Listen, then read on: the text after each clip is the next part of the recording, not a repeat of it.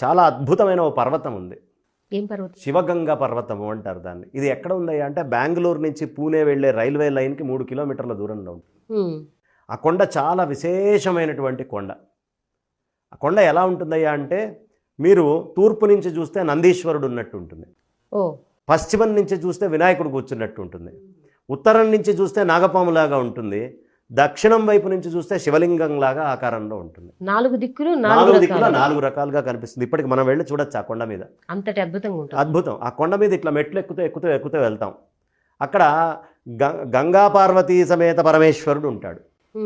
గంగా అనగానే మీకు గంగాధరుడు అనగానే అర్థమైపోతుంది. ఆ కొండకు ఒక ప్రత్యేకత ఉంది. ఆ క్షేత్రానికి దగ్గర ఒక బావి ఉంటుంది. ఆ బావి ప్రత్యేకత ఏమిటయ్యా అంటే ఎంత వానలు పడితే అంత లోపలికి వెళ్ళిపోతాయి నీళ్లు. ఎంత ఎండలు ఉండి వాన అనేది లేకపోతే అంత పైకి వచ్చేస్తాయి, ఇట్లా ముంచుకొని ఎండ